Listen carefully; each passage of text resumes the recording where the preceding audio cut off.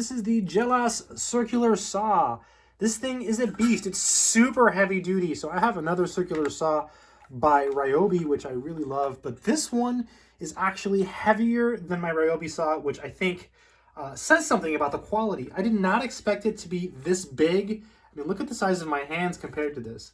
Did not expect it to be this big and this heavy duty, you know, based on the pictures I saw on Amazon. As a quick disclaimer, I did receive this for free in exchange for a 100% honest review. So again, first impressions, super, super heavy duty. It came with the blade already attached, a really, really nice tool that you can use to tighten and take off the blade. And it even came with two other blades, and these are different. This one has 40 teeth, and this is for woodworking. And this one has 36 teeth, also for woodworking. And then this one over here has 24 teeth, and again, also for woodworking. So you want to cut wood with this and not other things. Here's the instruction booklet, which is fairly clear. It's filled with all kinds of warnings and things like that, because, you know, this is a saw, so you do have to be careful. So I always recommend that people read all of the directions, you know, before operating a saw like this. And it comes in multiple languages, and that's pretty much it. It came with everything ready to go. Really nice. This piece I had to attach using a Phillips head screwdriver. And then this piece here, you attach by moving this.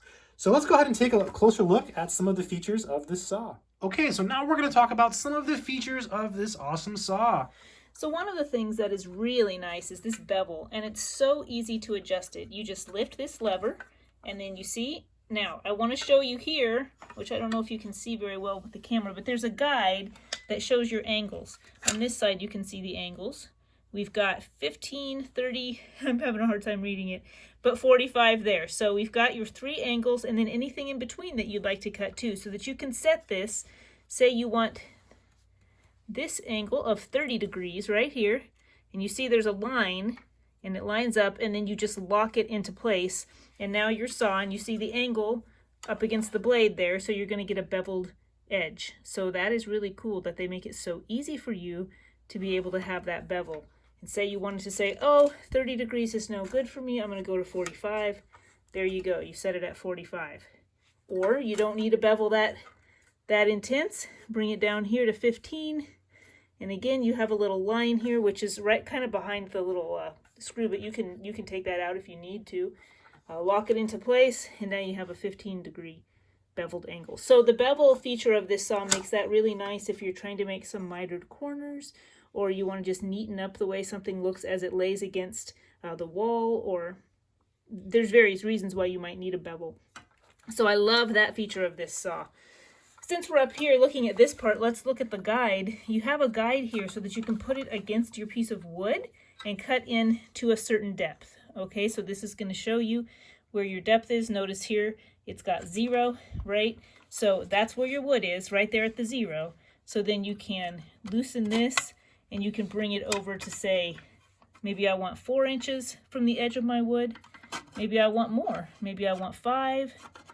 And really it's a little hard to lock down probably much more than 6 because you're kind of at the edge of where you're at here. So you can get really up to 6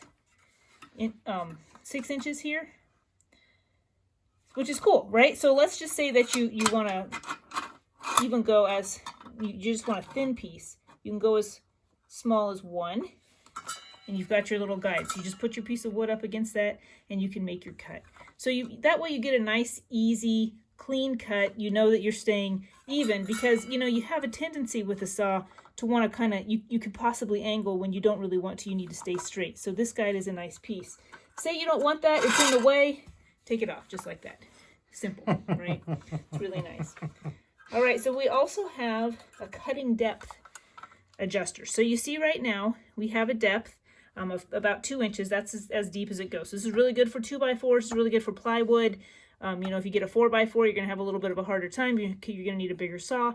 But for the most part, when you're building, a lot of times you're cutting 1x1s or 1x2s, 2x4s. That's your pretty common cuts. Or you're doing a plywood, which you're not going to get deeper than 2 inches on a piece of plywood. That would be one. Heavy duty, it's like a door, not really a piece of plywood. So here you have your cutting depth. lever. And then notice you have a guide here too, which again is a little bit hard to see because it's behind there. So the camera, I can see. Oh, I can well. see the guide. There it is. Yeah. Yeah, down here. This here. Yeah, so it's got that showing you your depth, right? So you can say, okay, I'm at 2 inches and I want to change my depth. Say you just want a shallow cut. You can set it. I'm having a hard time because I have one hand, but there we go.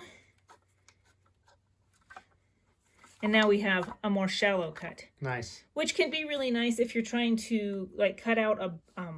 Sometimes you want to make a notch and you just want to make a series of shallow cuts, and then you want to just take your chisel and chisel out some of your wood. So like if you're going to do some kind of a joint where you have wood underneath and wood on top and you want it to be really solid, that's really nice to have that feature.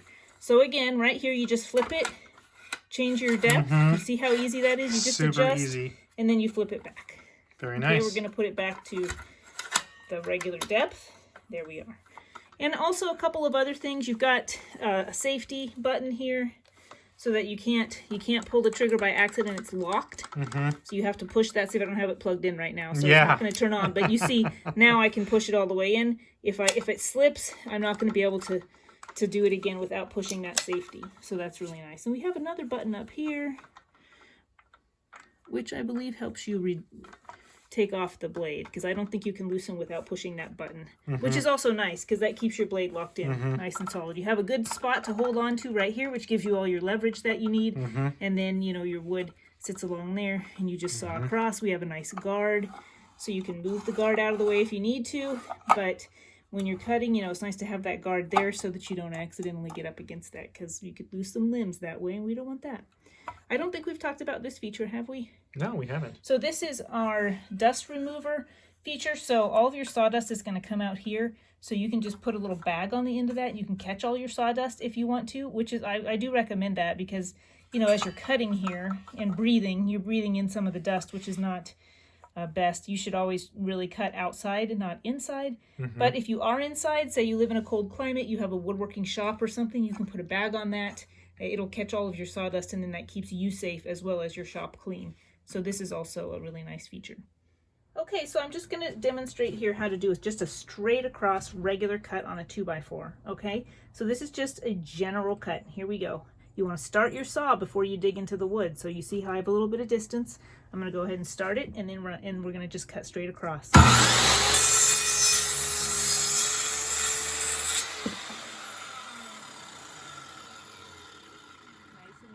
How good that worked? Just cut straight across. I got a nice good cut there. All right, so let's look at the bevel now, because we can get a nice bevel. Let's do about a 30-degree bevel, which is right here. So I'm going to flip my lever, put it onto the 30. There it is. Okay, and then we're just going to put the saw straight on like this, and you see how we've got the bevel going. So here we go. Let's check this out.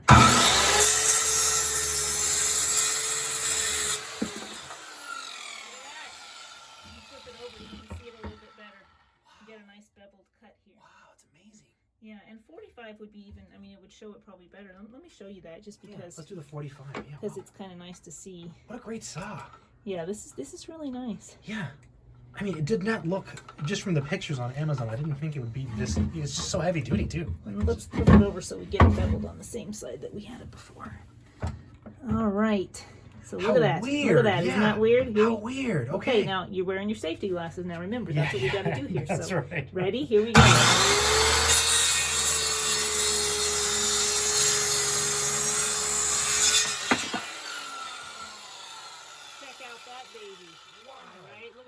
Beveled cut.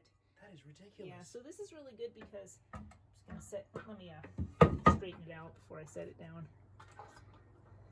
We got to take care of our tools, right? Yeah. And we say take care of your tools will take care of you. That's right. So you can see how the blade is protected there. So one of the nice things about the bevel cut, you can flip it around. Here we go. That's what I meant to do.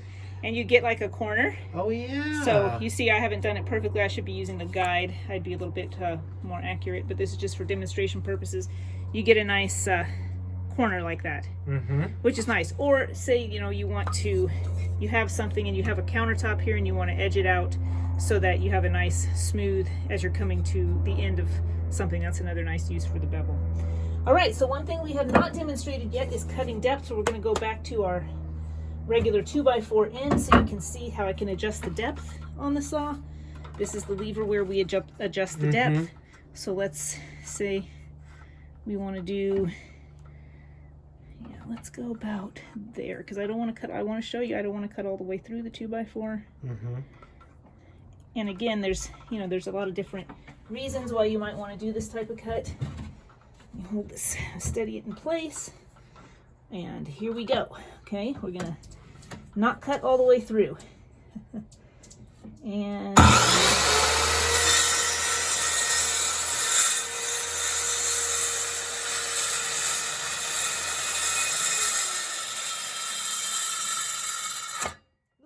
that was a mistake. Don't ever do that. Wait for it to finish. I'm getting anxious here. But you see how I didn't cut all the way through? Yes. So isn't that awesome? You can set it like that, and you know, like I was saying, what you might want to do is just cut some notches here, chisel out a piece, and then another piece of wood could fit in there when you're making a corner. Oh, I see, I see. So that makes a nice corner. Very interesting. So this is a really cool saw. One other thing I'd like to point out is the length of the cord. Notice this. Oh yeah, it's pretty long. It's pretty long. I was really concerned that we would have to get out the extension cord so that we could make this happen. We've got some hummingbirds back here. Yeah, I know. Where'd they go? They're like, why are you standing by my They like feeder? the saw. I keep hearing them behind me. But we have a long cord, which is really nice because that way, you know, you don't have to get your big extension cord out every time you use it. So that's another benefit. So all in all, I would say if you're looking for a good saw for woodworking, this Jellas saw is absolutely fabulous. I really love it, and it's easy to use. I'm not having any difficulties. It's heavy duty, but it's not too heavy. So it makes it a really great saw for woodworking. Thanks for watching, and good luck.